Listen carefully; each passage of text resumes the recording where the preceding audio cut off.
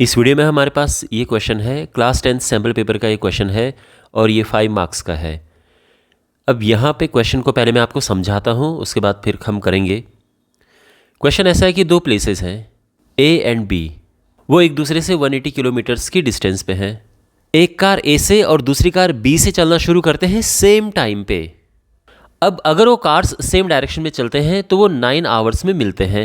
Same direction मतलब दोनों इस तरफ चल रहे हैं, तो ये मिलते हैं 9 आवर्स में। क्यों मिलेंगे? इसमें ए की स्पीड ज़्यादा है क्योंकि यहाँ पे लिखा गया है कि डिफरेंट स्पीड्स हैं, तो तभी मिलेंगे सेम डायरेक्शन में। अगर दो चीज़ें चल रही हैं, दो गाड़ियाँ चल रही हैं, तो तभी मिलेंगी ना जब पीछे वाले की स्पीड ज़्यादा होगी। तो यहाँ पे ए की स्पीड ज़्यादा है, बी की कम है, तो ए बी को मीट कर लेगा, बट कितने टाइम में? 9 आवर्स में। तो ये 9 आवर्स में मिलते हैं। लेकिन अगर वो एक दूसरे की ओर चलते हैं, if they travel towards each other with the same speed as before they meet in an hour, तो वो एक दूसरे से मिलते हैं 1 आवर में। अगर वो एक दूसरे की टुवर्ड्स चलते हैं, एक दूसरे की ओर चलते हैं, यानी इस तरह से, तो वो 1 आवर में मीट करते हैं। उनकी हमें स्पीड्स बतानी है। क्वेश्चन समझ आ गया? सिंपल। ए और बी दो कार्स हैं, तो यहाँ पे आपने देखा अगर वो सेम डायरेक्शन में चलती हैं तो 9 आवर्स में मिलती हैं। क्योंकि ए की स्पीड ज़्यादा है तो ये तेज़ चलेगी, तो और ऑब्वियसली सेम डायरेक्शन में चले तो टाइम ज़्यादा लगेगा। यहाँ पे एक दूसरे की ओर आ रही है तो टाइम कम लगेगा। हमें उनकी स्पीड्स बतानी है। तो शुरुआत करते हैं कि लेट ए की speed x kilometres per hour है और b की speed y kilometres per hour. So let the speeds of the cars that leave A and B be x and y respectively. यानी जो a को leave करती है car, उसकी speed x kilometres per hour है, और जो b को लीव करती है वो y किलोमीटर्स पर आवर है। और ध्यान रखना, जब एक दूसरे के टुवर्ड्स जा रहे हैं तो भी स्पीड उनकी सेम है। अब पहली सिचुएशन लेते हैं जब कार सेम डायरेक्शन में ट्रैवल कर रही हैं। So when they are travelling in the same direction, तो उसमें देखो डिस्टेंस क्या है, 180 किलोमीटर्स, और स्पीड क्या होगी। तो देखो माय डियर, यहाँ पे आपको सबसे इंपॉर्टेंट बात समझनी है इस क्वेश्चन की। जब भी हमारे पास दो कार्स की सिचुएशन होती है या दो ट्रेन्स होती हैं, कि जैसे दो कार्स एक दूसरे की ओर आ रही हैं या एक दूसरे को ओवरटेक कर रही हैं, तो इस सिचुएशन में हमें रिलेटिव स्पीड लेनी होती है, क्योंकि दोनों की स्पीड इसमें इन्वॉल्व हो रखी है।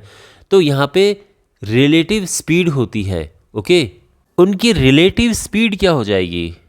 तो आप ये ध्यान रखें कि जब कार सेम डायरेक्शन में चलती हैं तो उनकी रिलेटिव स्पीड हम माइनस कर देते हैं।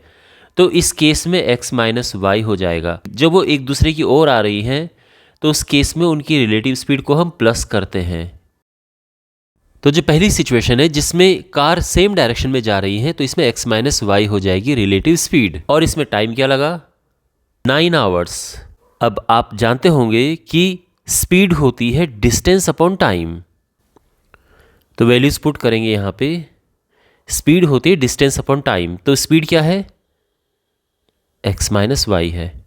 डिस्टेंस 180, टाइम 9, तो ये जाएगा, 2 बार कटेगा, 20 आ जाएगा। तो यानी हमारे पास ये आ चुका है x minus y is equal to 20, और ये फर्स्ट इक्वेशन है। आपको समझ आ गया? एकदम सिंपल। इस बात का आप ध्यान रखना कि हम यहाँ पर ये मानकर चल रहे हैं कि x y से बड़ा है, तभी तो इसे कैच करेगा अगर x y से बड़ा होगा।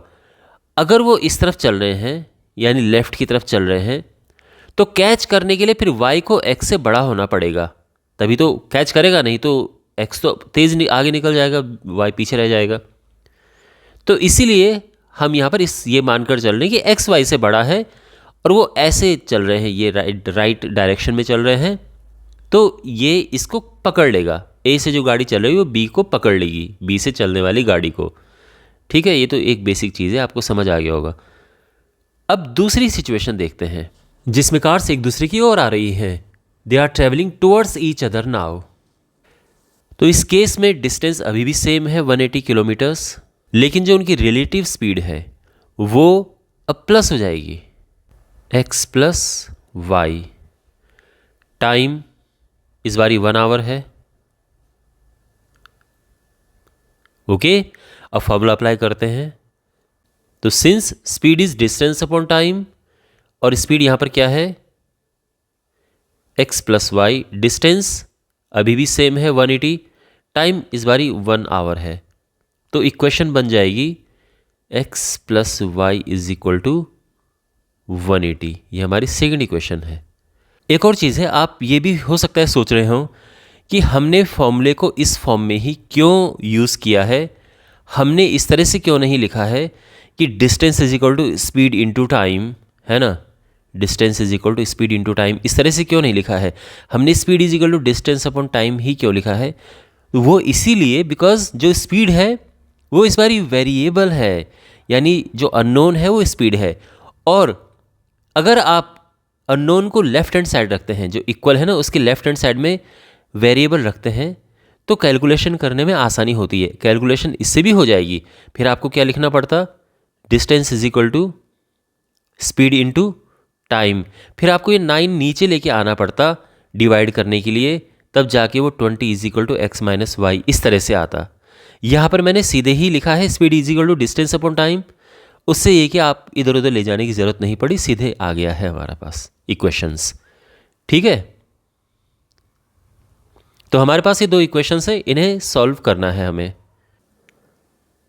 ये इक्वेशन नंबर 1 है। इक्वेशन नंबर 2 बहुत ही सिंपल है। इनको अगर हम प्लस करते हैं, इनको ऐड करते हैं, तो एडिंग इक्वेशन 1 एंड 2, तो उससे क्या होगा, देखो y से y कैंसिल हुआ और ये आ गया 2x is equal to 200। Got it. x 200 divided by 2 और ये आ जाएगा 100 किलोमीटर्स पर आवर। x आ गया।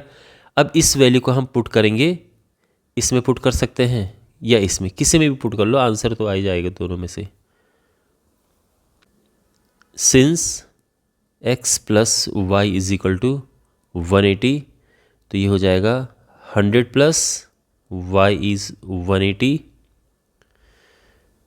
y इज 180 माइनस 100 और ये आ जाएगा 80 किलोमीटर्स पर आवर। तो जो हमारा फाइनल आंसर है वो हम लिखेंगे speeds of the cars are 100 kilometres per hour and 80 kilometres per hour respectively. तो आई होप आपको ये सोल्यूशन अच्छे से समझ आया होगा। आपका कुछ फीडबैक हो, आपको कुछ कहना हो, कमेंट बॉक्स में ज़रूर लिखें।